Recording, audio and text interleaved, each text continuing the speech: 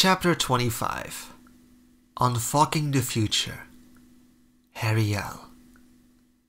Ariel had been skeptical about reading the divination book for Helena, but what she ended up doing was far worse. The queen must have mentioned Ariel's book to her husband, because a couple hours after the tea with the ladies at court, Ariel and Helena were summoned to the king's apartment so she could read the book for the king's enjoyment too. It wasn't a solar where Hagrid's petition was held, but instead right across the hall in a chamber which contained an absolutely massive stone model of old Valyria. Displayed across several tables, they normally took up 2/3 of the room, which was directly connected by an archway to the king's bedchamber. Reading for the king and queen would have been nerve-wracking regardless, but it wasn't made easier by the rest who decided to sit in on the class. Not just Helena, but Jacaerys, Bela, Aemond, Daeron, Otto, the bloody Grand Maester Orwyle, and the newly arrived Daemon had decided to crash the reading hour too. Dream interpretation, a most important means of divining the sight, is one of the oldest forms of divination, most associated with foreseeing the future, but visions divided by able practitioners may gain insight into past, present and future events. Pushing her reading glasses up her nose, Ariel had to pause after every sentence to read ahead to the next one, translate it in her head before speaking it aloud. It made her reading stilted and slow. It should have been dreary as dirt, and for most it was. Daemon rested leant back in his holstered chair, leg bent over the other, examining his nails. Ariel wasn't aware the prince had arrived in King's Landing before he'd shown up unexpected in the solar for the reading.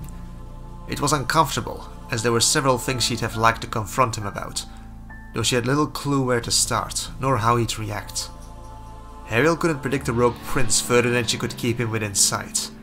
At the very least, she knew he didn't wish her for bride any more than she wanted him for groom. That was something. Bela sat on the bench next to him, placed between a sleepy Jacaerys and a bored Daeron. The queen's expression was determined, as if refusing to display any fatigue. Aemond had taken offense with her dress, while Otto Hightower was resting his eyes. The most engaged listeners were Helena, the king, and the Grand Maester, who was taking notes while she spoke. Ariel had warned them it was dull, hadn't she? Repeatedly. Ariel had tried her hand at reading divination before, but the content was meaningless to her. No true magic at all. And she always felt it was mostly, well, a bunch of guesswork of woolly bullshit. An absolute waste of time. Yet Ariel knew Targaryens put stock in this. They were proud to have had an ancestor hundreds of years ago with dragon dreams, who'd foreseen the doom of Valyria, so it wasn't without merit, and explained their interest in Ariel's least favorite book from Hagrid's collection. And that spoke volumes because Ariel had read A History of Magic cover to cover, which reminded her she'd lent that book to Daemon years ago, who had yet to return it. Occasionally, the dreamer feels as if they are transported to another time or place, and this is offered as evidence they are in fact providing divine information upon their return, Ariel said, but became slightly uncomfortable when she translated the next paragraph.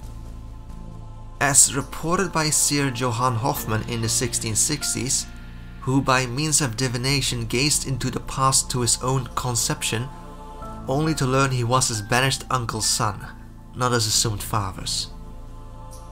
Daeron snickered under his breath, and Ariel glanced up over the edge of her book to the bench where Jace, Bela and Daeron sat. All three were nearly the same age, but despite their incestuous practices, none resembled each other much. Bela as cousin to both boys, while Jace was a month older than his uncle Daeron. Jace's jaw was clenched, Bela said stiffly, while Daeron said, innocently, "An unpleasant way to discover you're a bastard, wouldn't it be?" Daeron side-eyed Jace, a smirk tugging on his lips. "Indeed," Alicent agreed. "That sounds as if there's a way to use magic to determine true parentage," Aemond mused. The charge in the room was rising, making Ariel's skin prickle, somehow made worse by the enclosed space. Ariel hadn't been in the Red Keep long, but she'd quickly noticed there was a divide between those who smiled to Jacaerys and those who smiled to Aegon. Rhaenyra was the king's firstborn by 15 years and had been the heir since before her siblings were born. There shouldn't even be a question who was heir. Yet there was, because Rhaenyra had been born a woman. At Dragonstone, no one talked like this. Rhaenyra was uncontested there, and it left Hariel with the impression her claim was basically as undisputed as Queen Elizabeth's. But here in King's Landing? Everywhere else? Dragonstone was but an island, and maybe Hariel had lived there too long. Hariel knew the nobility of Westeros regarded marriage differently. Matchmaking was similar to vying for business positions, as who married who was the building blocks of their politics. Now more than ever, Hariel understood how marriage alliances could stabilize peace, or start wars. In a nutshell, it meant who was screwing the king's wife could make or break the kingdom. And that was wild to Hariel. It was such an unstable system. All it would take was, well, accusing Rhaenyra's sons for bastards before things could spiral into anarchy. And of everything Aemond had said in the north, the way he talked of Lucerys had scared her the most. How easily he spat out that Luke was a bastard had triggered a truckload of alarm bells within her. Not because he cared about any illegitimacy. If Laenor said Luke was a son, then that was as valid as if Rhaenyra claimed so. If it was of the blood or as an adopted son didn't matter to Hariel. The boy was blessed to have so many people fighting to be his parents. Hariel had had enough people for one. But Luke held the title of Prince, which meant for Aemond to name him a bastard was akin to a death threat. Not only Luke, but Jace, Joffrey, Visenya and his mother Rhaenyra too. It was treasonous to threaten the heir to the Iron Throne, and this one was yelled by a second son who wasn't even vying after the throne for himself.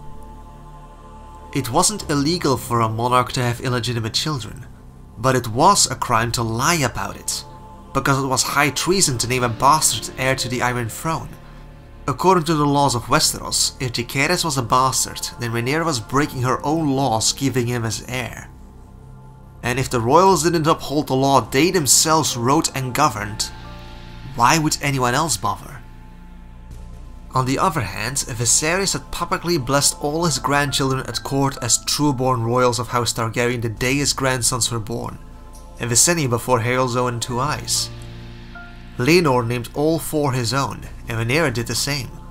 All the people who mattered spoke unanimously, which meant if the king truly had absolute power, that should have laid matters to rest when the children were infants. But it hadn't, and to this day the ones who insinuated bastardy were always the ones who had the most to gain from it being true.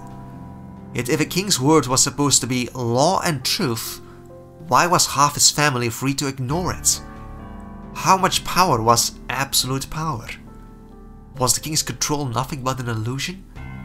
Was Viserys truly so gullible he thought, "Because I said so," was enough to override the minds of a continent full of people whose lifestyle, customs and traditions were built on thousands of years of nearly uncontested patriarchy?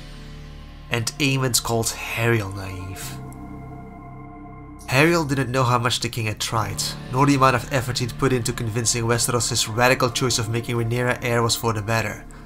But Hariel feared it hadn't nearly been enough, because Viserys hadn't even been able to convince his nearest and dearest. A monarch could claim vinegar was wine, and the lords might nod and play along because it was their boss talking, but that wouldn't make them drink it unless they were given some solid incentives to trust his words above their beliefs. He was making them pick between law and faith, and Viserys should remember how bloody it turned out the last time a Targaryen dismissed the belief system of the people they ruled. The faith militant had been an ugly affair, and even the minstrels couldn't spin a pleasant tune of it to this day. Daemon tilted his head, examining Daeron through half-lidded eyes. Otto was fully alert, but the king sighed, breaking the budding discomfort as he addressed Hariel. "Isn't this more in line with the northern myths of Greenside than dragon dreams?" Viserys asked, determined to ignore the elephant in the room. Hariel had to quickly recollect her thoughts back on track. Right. Divination. Backwards or forwards, time is time, your grace, and we didn't differentiate the way you do. The art of divination is to view another point in the flow of time from a standpoint it shouldn't be accessible, while simultaneously not misinterpreting what's being read. The book warns repeatedly it's not an exact science. Hariel gestured to her book. for now careful to speak to the king only whilst ignoring the reactions of the rest. Johann Hoffmann divined decades into his past, but how does one prove the validity of his dream? He might have misunderstood, as things have a way of becoming obscure at a distance, through space and mist and time. Perhaps what he glimpsed was an unwilling union. Maybe it wasn't his own conception, but one which didn't bear fruit. Perhaps his father was known for having a beard in the future, but clean-shaven in the past, and so the son mistook it for the brother. Or he was right, as the book states he was, and his vision was true, Eamon said, tilting his head. Ariel nodded slowly. Hoffmann certainly believed so to have announced it to the world, yet there are several other perfectly reasonable alternatives, and his version alone proves nothing. Why would a dream be judged more reliable than the claims of the people who were there? The point is, viewing past or future, I am no seer, but from everything I've read and been told, what is divined needs to be no more or less meaningful than anything we may observe in the present. A skilled seer might be privileged enough to view the sun as it shone upon King's Landing 100 years ago, or peer into the future and predict how it'll shine 100 years ahead. Or you may simply go out the door and bask in the rays of the sun right now. Ariel gestured to the windows, where the sun shone bright on the cold winter afternoon. She smiled uncertainly.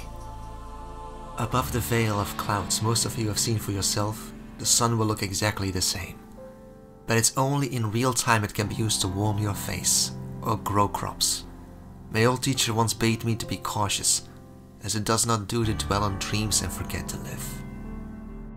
Sound counsel, the king said, following her line of sight out the window. You may continue, Lady Ariel. After nearly 2 hours, Ariel's voice was getting strained, when the king finally allowed her to stop. Thank you, Lady Ariel, Viserys said, holding up a hand. This has been fascinating. Such different yet meaningful approach to dragon dreams. A most intriguing subject to learn of. But my mind is weary, and will have to continue on the morrow.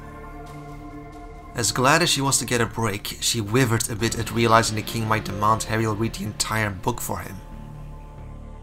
As you wish, Your Grace, Ariel said, closing the copy of Unfogging the Future and taking off her reading glasses to pocket them safely. The king gazed around the room, a smile on his lips and face uplifted despite his weariness. To have so many of mine family gathered together is a great joy. When Rhaenyra arrives, it'll be complete again. At that, Ariel looked at Daemon confused. After Sir Laenor reached Dragonstone and told us of the events that had transpired, the princess decided to sail for King's Landing. He explained. I flew ahead to see the situation myself. He glanced towards the hand as he stood to talk to the Grand Maester, and then over to Aemond, who seemed to be about to come over, but had turned to Helaena instead of dealing with his uncle. I presume to visit her king father, or to meet with some of her future subjects, now that so many of them are at court? Ariel mused aloud, folding her hands behind her back and smiling towards the king. Seeing as everything in regards to me and Hagrid has already been resolved. Daemon smiled placidly. In a matter of speaking. I've missed my daughter dearly, the king agreed. It'll be a great relief to have Rhaenyra home. Of course, husband, the queen said. I am making preparations for her stay, befitting of her station. Alicent seemed sincere, as a proper, dedicated and lawful queen should sound. Ariel couldn't picture that woman breaking a single rule, and yet there was no love lost between the queen and her stepdaughter. It was hardly difficult to see why. Ariel didn't agree, but she suspected she knew where it came from. It was rooted in the law upheld by every other Westerosi house except House Targaryen, and Alicent probably felt Rhaenyra was stealing her son's birthright. Because it wasn't as if Viserys had rewritten the law of Westeros to make it legal for the firstborn, regardless of gender, to be allowed to inherit. Which meant that if Jace had been born a girl, in that scenario Jace would never have been considered heir, bastard or no. The king had made Rhaenyra an exception to the rule, and Ariel was starting to see that made her all the more exposed for it. While the hand remained behind with the maester and the king, Ariel watched as Jace smiled and let Baela out of the chamber with Daemon in one group, whilst the queen and Daeron followed after Aemond as he escorted Helaena out in another. There was barely more than polite acknowledgement between the two groups. Because at its core, the system of Westeros was built on a faulty inheritance system with some conquest leniency under a strict patriarchal framework. Somehow it made Ariel think of her own lost inheritance, the one back in England. Both the history she never knew and the gold she'd never get to spend.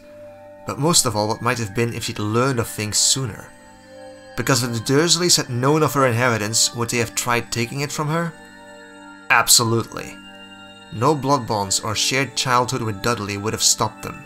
Despite the fact her gold was from her Potter side, they'd have felt they were due compensation for taking Ariel in, taking it as repayment for her boarding inside their cupboard while serving at their hand and foot. They'd have argued Ariel's age made her unsuitable to get control of her finances before she grew old enough to prevent them. It was the same as Bernard had tried with Cregan. He'd spent years as regent undermining Cregan so it'd be harder to take back what had only been a loan after he came of age. And now that Ariel was gone, the Dursleys' obstacles to her inheritance had evaporated. It was unfair and against everything Ariel wanted, but she wasn't there to stop any of it, which meant everything had passed on to Petunia by law, a thought so abhorrent it never failed to make her blood boil, so she usually tried not to. To solve tough successions like that, someone either had to bend the knee like Bernard had, or one party had to go up in smoke like Ariel had. Bernard had bent under the outmaneuvering of Cregan and the pressure of dragons. But with the Targaryens, everyone were maneuvering, and everyone had dragons. So who would bend? As of now, the king was forcing his sons to bend, but would they stay down? Ariel was invited to join Helena for supper, but was delayed by Daemon when he joined her by the staircase on their way from the king's chamber. Considering the unprecedented number of troubles you've accumulated within the last fortnight, Lady Ariel, reading the Artistry of Dreamers for my brother's pleasure wasn't quite how I envisioned finding you. This was not how she expected she'd meet him either. There was a thing or two she'd have liked to tell him, maybe yell a portion of it too, but this was hardly the place. Bella came up right behind her father on Jace's arm, though her withdrawn attitude made it clear the only reason she'd been present was because she had to. A bit too philosophical for my preferences, but magic well worth familiarizing herself with regardless. Daemon mused conversationally. How come you've never showed it before? I guess I never thought to, Ariel said shortly. Daemon chuckled patronizingly. In truth, it was how he usually sounded. Happy, angry, or bored, he had a knack for sounding like a condescending arse regardless, but somehow it grated more than usual. Ariel glanced over her shoulder to where Helena, the Queen, Daeron and Aemond had just reached the stairs. Yet you know the tale of Daenys the Dreamer, so why didn't you offer to read this book to us when it's such a relevant gift to the Targaryen history? Ariel's grip on the book tightened, and for a split second she wondered how he'd react if she just went ahead and hit him with it. Because no one asked before. Daemon smiled bemused. How could we ask for something we weren't aware of? At that, Ariel let out a startled laugh before she could stop it. Now that was rich, especially coming from him. Indeed, how can anyone ask for something they're unaware of? She asked tightly. Though unlike some, it's not as if I kept it away purposefully. There's not a branch of magic I know, Ariel said, voice laced with double meanings Daemon couldn't fully wrap his head around. The few attempts I've made at divining the future failed, and Hagrid said it's a gift you need to be born with to utilize with purpose. Daemon hardly missed her tone, but for once the Rogue Prince didn't have a full picture of the situation, though he was clearly working to rectify that. Ah yes, speaking of Hagrid, where can I find him? For a man his size, he's got a knack for disappearing as if into thin air. Otherwise, we might have figured he'd left Dragonstone sooner. He added the last bit dryly, as if it was a bad joke.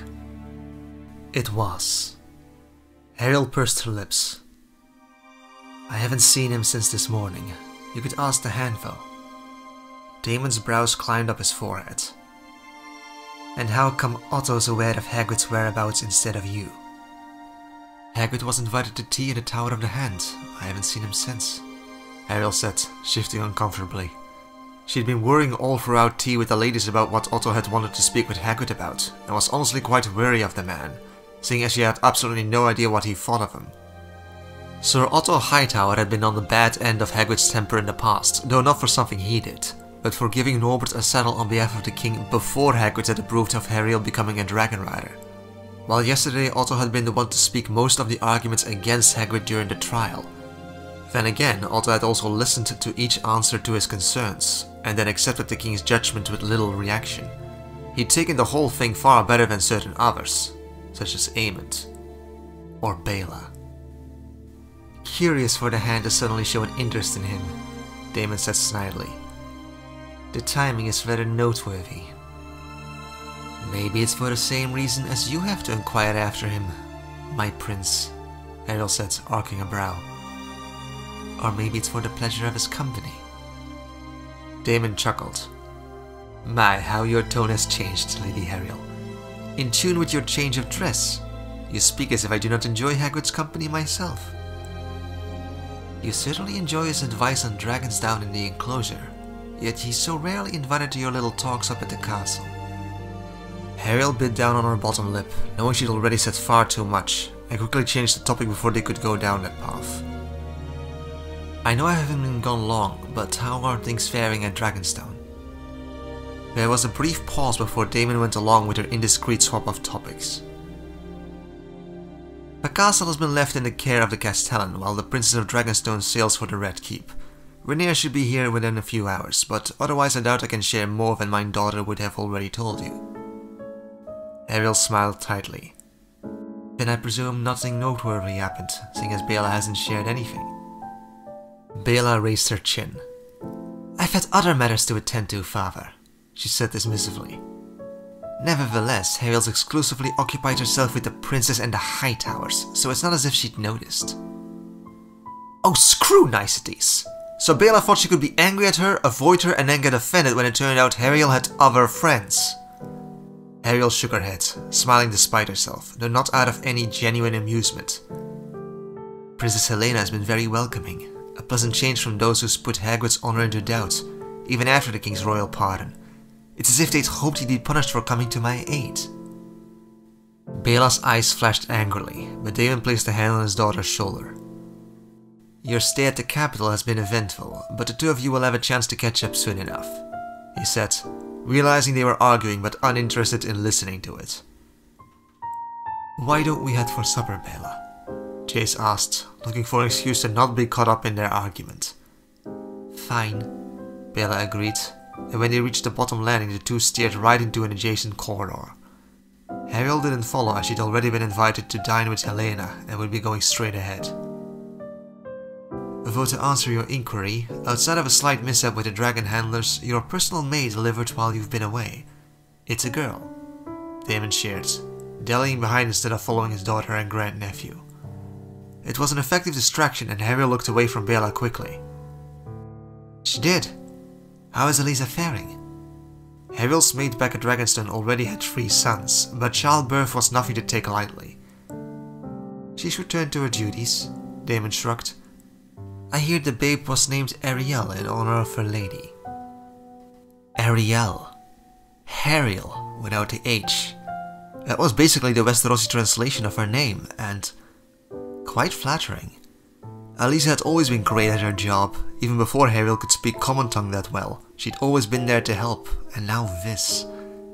They spoke a lot of flat pleasantries in polite society, but for once, that truly was an honor.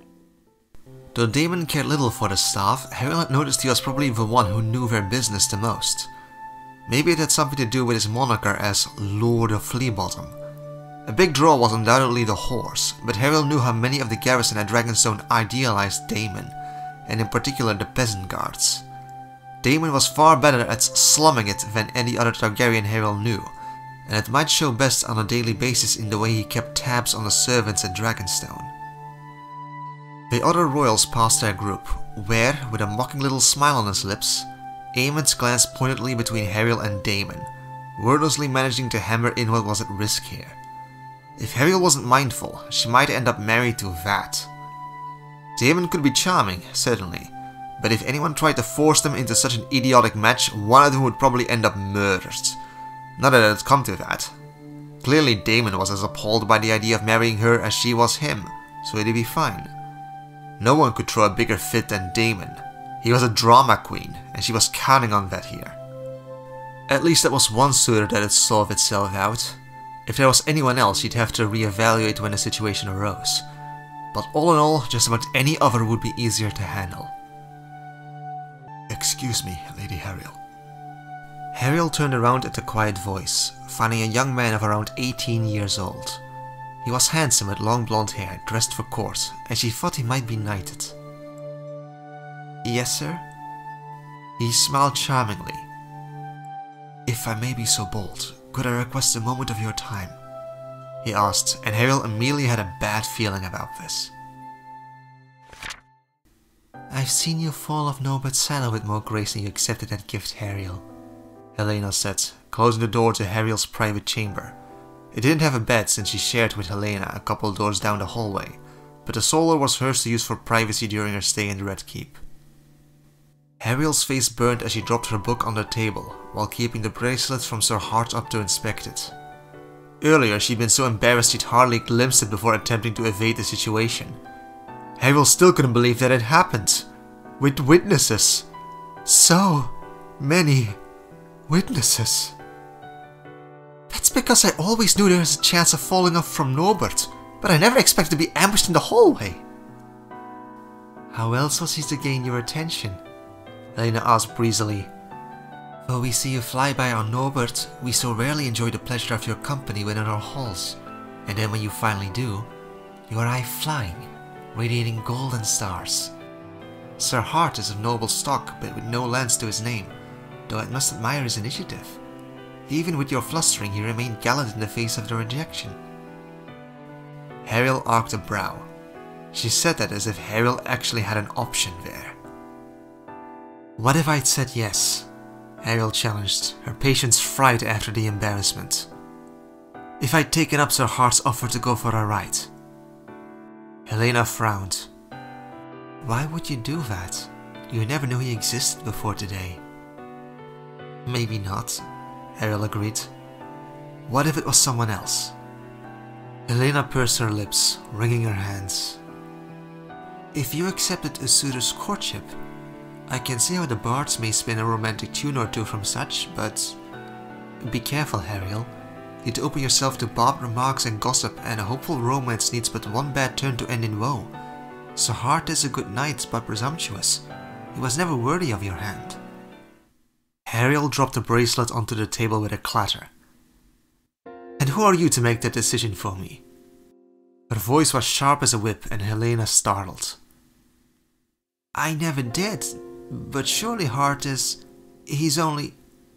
Only what? Hariel asked. A landless knight?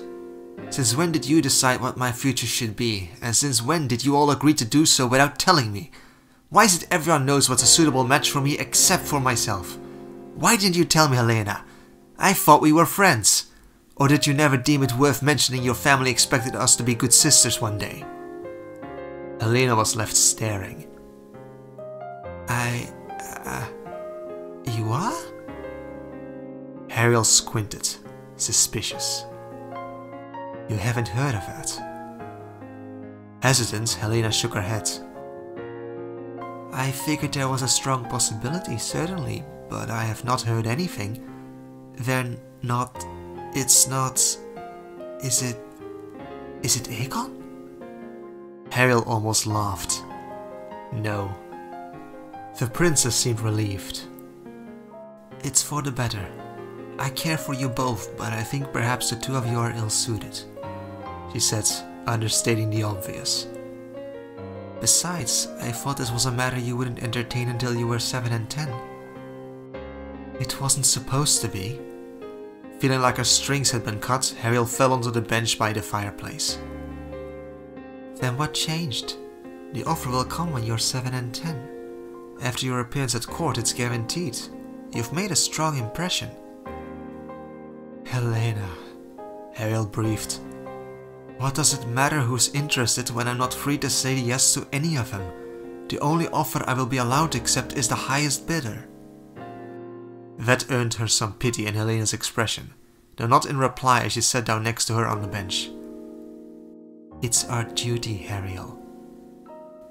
What if you already fell for someone else?" Helena fidgeted in discomfort, her expression tense until her gaze fixed into the fire. "Then, we are blessed to have touched your heart." Gingerly, Helena took Ariel's hand awkwardly in hers, briefly looking away from the fire to trace the fabric of her sleeve with a finger, following the path of a falling snowflake with the index. "You flew into a storm in the north, didn't you?" "The weather wasn't the best, no," Ariel remarked, exasperated she'd got off track so fast. "Why did you always do this?" "I mean a storm of the heart," Helena corrected quietly. "And you've returned with naught but broken dreams. It's in pieces, like eggshells. Eat them, as broken shards may still cut, because we marry for more than ourselves, Ariel. We do our duty for the sake of those we love, just as they should if they be a wise and honorable lord." Ariel didn't want to hear that. The situation was driving her mad enough not to add on Helena's guesswork too. Ariel had been turning matters over in her head, but there was no alternative where everything fell neatly into place. Regardless of what she did, there would be sacrifices. She could give up on marrying someone of choice, but she'd keep her friends, their safety, and no one would be in danger because of her. Ariel could also give up Norbert the way Hagrid had Vhagar. If Ariel was not a dragon rider, she was far less valuable to the politics of Westeros, and she could have a chance at a marriage of her own choice, yet never fly again, while her safety would always be a bit of an ambiguous question. There was the option of never marrying at all, and Ariel could have Norbert, flying, her friends, but never truly belong anywhere. Never have a family, and the nagging would probably never stop. Ariel could also attempt to do whatever she wanted by means of threats and magic, and probably set the country on fire in the process. She could give up everything, run away, give up Norbert and magic and friends and safety for the chance it'd miraculously go better on her, what would it be, 5th attempt at starting over? Ariel couldn't win. The question had never been, how could she get everything she wanted? Ariel had already lost that notion at age 11, when Hogwarts, Hermione, Ron, and the magical future that could have been disappeared with a bang. In truth, it was probably long before that, when her parents were killed and she'd been dropped off at the Dursleys' doorstep instead. Ariel's life was uprooted again and again. For each new beginning, she always strived to collect the pieces of her life the best she could, hopeful it'd get better, but the shards in her arms kept cutting her. The question became instead, what would be the next thing she lost? "Is that why you act like you do about this? Is it easier?" Ariel asked Helena harshly. "To not let yourself love? To occupy yourself with your distractions so you won't have to think of what's happening around you?" The princess jerked back, startled by her words. "Does the truth hurt?" Ariel asked, recoiling a bit at Helena's stricken reaction. But the princess didn't get it. She was just repeating what everyone else said. In a funny way, true, with her head in the clouds like usual. Yet Ariel wanted to talk to Helena right now, not her vague dreams. Ariel wanted her friend who'd obsessed so much over a bug she'd painstakingly study every second of its life, and once dead, dissect the creatures to figure out everything there was to know. And she wanted Helena to use that focus on Ariel's problems for once. To give her her full attention the way she would a 9-legged bee. "I know it stings, because how you feel now, that's how I felt for a week straight," Ariel said. "You can study your insects and I can jump on Norbert's back to fly, but our distractions of choice won't solve anything, Helena. It'll only postpone matters, and in my case it actually makes the situation worse. Hagrid didn't want me to fly. If I had listened, I wouldn't be a dragon rider, and then maybe..."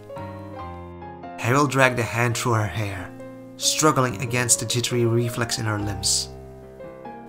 For several seconds, Ariel wasn't sure if Helena would storm off or burst into tears, but she did neither.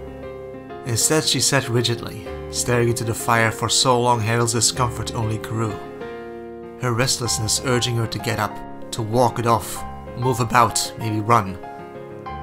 For minutes, the only sound in the room was the crackling of the flames, before Helena exhaled shakily. Maybe I do occasionally find court to be a bit challenging, but it's not all bad. There's a truth I'm not sure you understand, because there can be love in duty, Hariel. Perhaps not the kind you expected growing up, but there can be joy and love in a marriage built by effort and dedication. Helena murmured quietly. At its core, that's what any marriage of alliance tries to be. Worth fighting for. But why don't you find that aggravating? Hariel blurted. That it must be worth fighting over to begin with. Helena shook her head.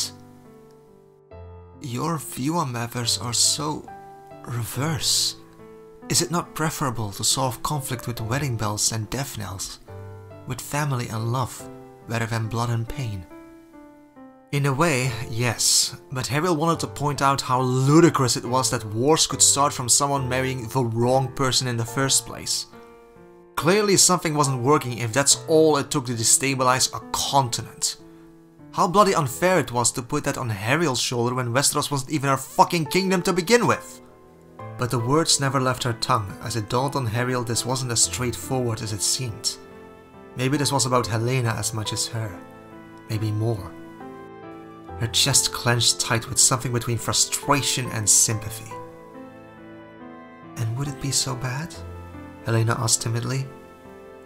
Being my good sister? I think, as it stands, you're all that's good about it, Hariel said.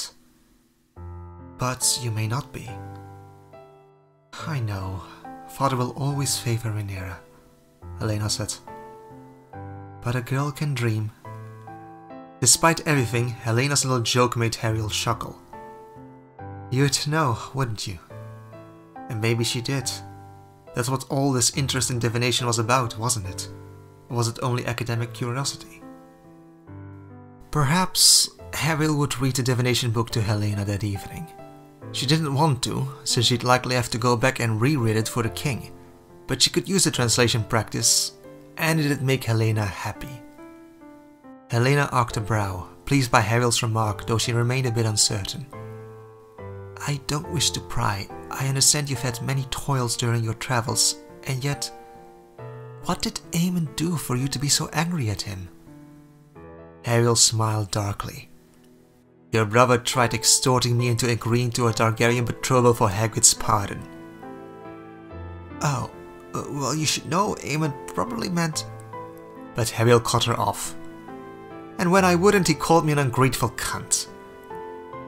At least Helena didn't try to justify that one.